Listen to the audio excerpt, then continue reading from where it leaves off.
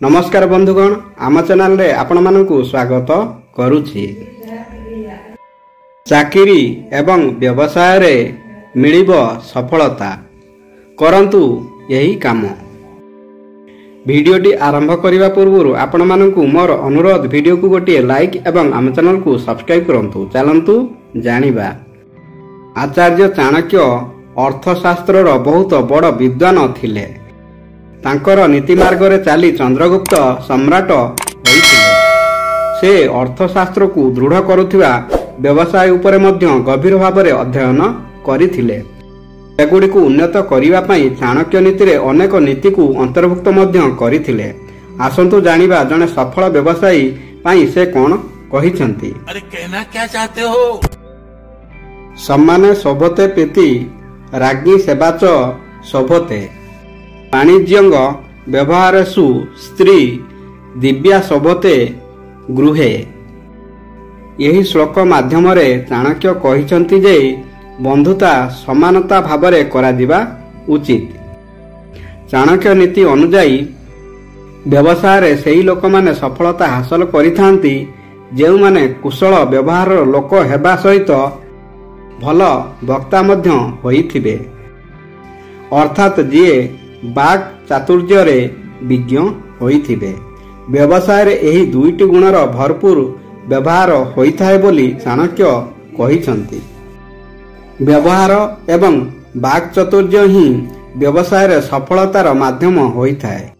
जणे व्यवसायी केबे मध्य मनरे खराब भावना आनिबा उचित नुहे। सकारात्मक भावना द्वारा कार्य को आरंभ करिबा द्वारा सफलता निश्चित भावरे मिली थाए, किंतु नकारात्मक भावना कारण भल काम मध्य खराब हो जाई थाए।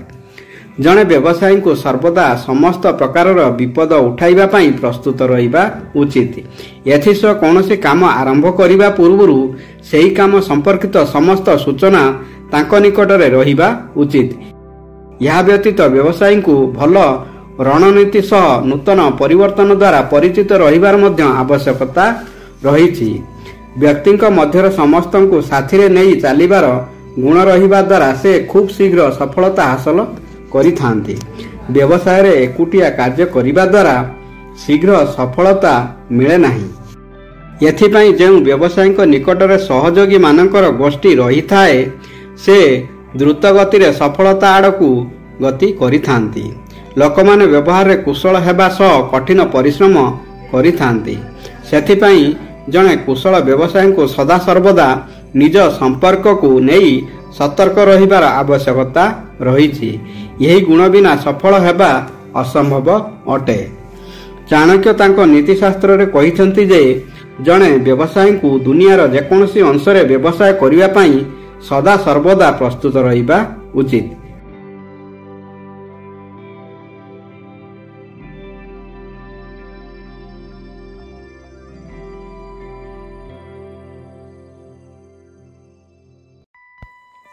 बंधुगण वीडियोटी भल लागिले वीडियो को गोटे लाइक एवं आम चैनल को सब्सक्राइब करने को भूलिबेनी। धन्यवाद। जय श्री कृष्ण।